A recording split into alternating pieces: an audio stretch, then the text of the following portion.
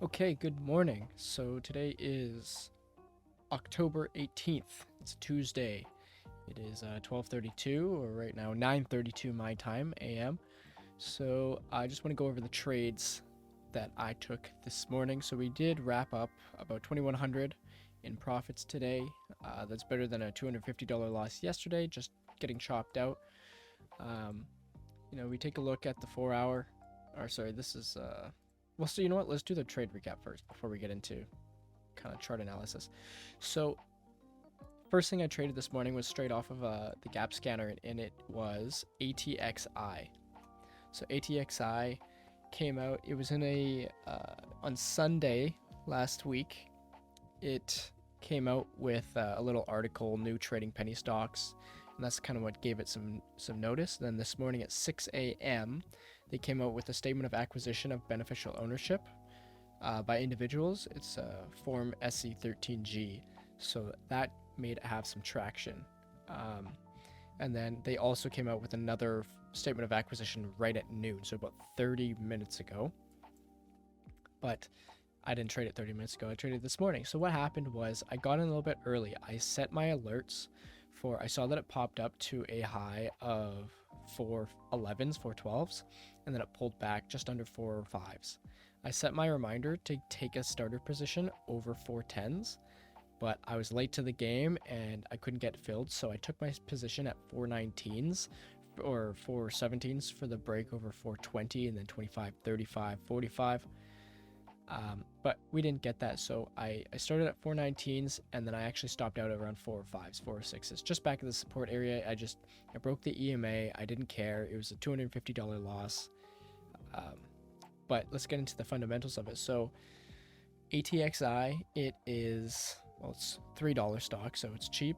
The float is about 1 million shares, and the market cap is about 5.5 million. So it's a micro float. So my intention on this was a quick rip through the $0.50, and you can get short squeezed on this. But I stopped out, gave back 250 bucks, and then as you can see, it's just been selling off and consolidating during the day. I mean, this is why I don't really trade penny stocks or small caps right now. They're just not really doing much. And then the liquidity, like the volume they have pre-market, where you can even trade, like right here, the break of 370 is a great trade, but that was at 8:30, 765. That was at 5:30 in the morning, and so I missed the trade. Not a lot of volume, so I kind of stayed away from it, except for that loss. And then so I switched straight to the SPY right after that, and I took a couple trades. And that's what got me green on the day. So the first thing I saw was I marked out our areas pre-market. This was after hours yesterday. It climbed all the way up to 370s, and then this morning it gapped up to 372.66 or 373s, and then sold all the way back off to 370. So I knew the 373 to 370 was in play for today. And then my original thought was we might see a double top here and then a bounce, and then the market opens around the 370 150s area, and we can see a push back through highs, but we did that pre-market anyways. So the market actually pushed through 373s, 374s, 375s, and then pulled back right before market open, and then rallied again. Sorry, almost broke the highs at market open. In fact, it did. And so I lost 160 bucks, or like I lost $80, and then lost another 80 bucks going long on the SPY first. So I was thinking go long over 375s. So I took it long 375s, and I stopped out below 374.66 because I knew that this was a key pivot area that I wanted to take short, or at least watch going short. So that was my out for the long. If I'm going to take something short at 374.66, I better not hold my long underneath that.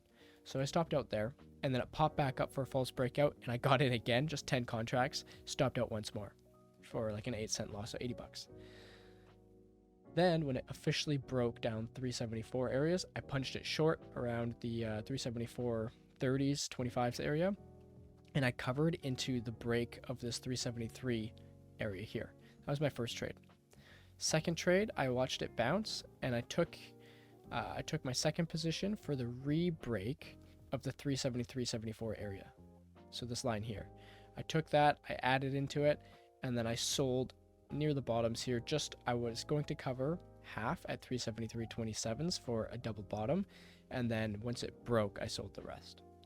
And then that was one of my bigger trades. Then I left, got a coffee, came back, let it bounce, this time not pull back, but bounce. And then instead of taking it for the EMA break, because I was not quick enough, I guess, I took it for the break of the low of day. So this level here, actually just above.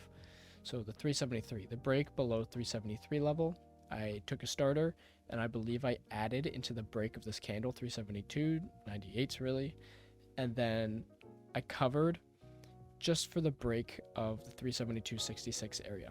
So this pivot, this line here, and that was the pivot resistance pre-market here, because you can see that we gapped up, pulled back, and then got rejected off the 372.66 area.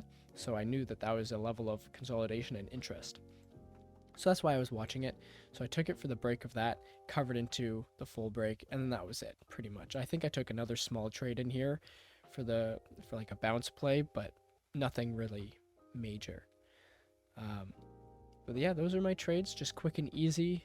I don't want to stay or overstay my welcome today. Yesterday just frustrated me. We are coming back to probably retest this 370s area, 372s. We'll see if we double top around 372.30s or if we get rejected around this 371.50s area. But no more trades for me. I made enough. I don't need to deal with this chop and keep guessing. So quick and easy today. Started the $10,000 account this morning, so 2,100 with a $10,000 account, 20%, 21% to be exact. That's more than double what people normally get on average for a regular investment on the S&P. So that's kind of what I base my ROI off of, just my own personal reasons.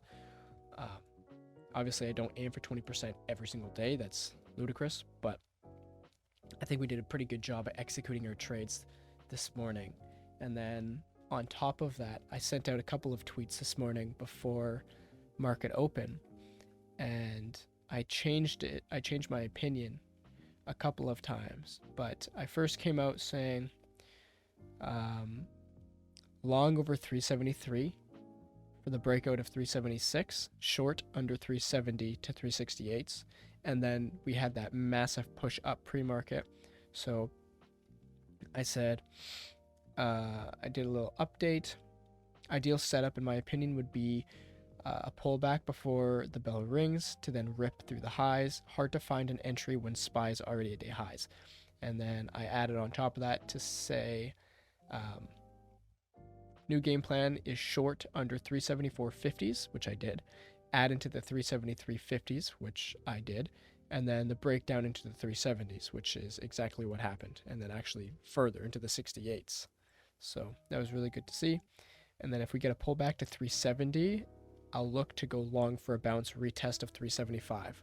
So even though it bounced at 368s, and it's bouncing to 370s, we'll see if it holds support here. I think it has to pull back and consolidate at some level, and see if we can get a retest of 372s if that breaks, and 375s again. So it'd be a pretty great day if we could see a V-shaped bounce to the highs, but we are already up 1.2%, so I can see us kind of slowing down, consolidating around the 372 to 368 area for the rest of the day.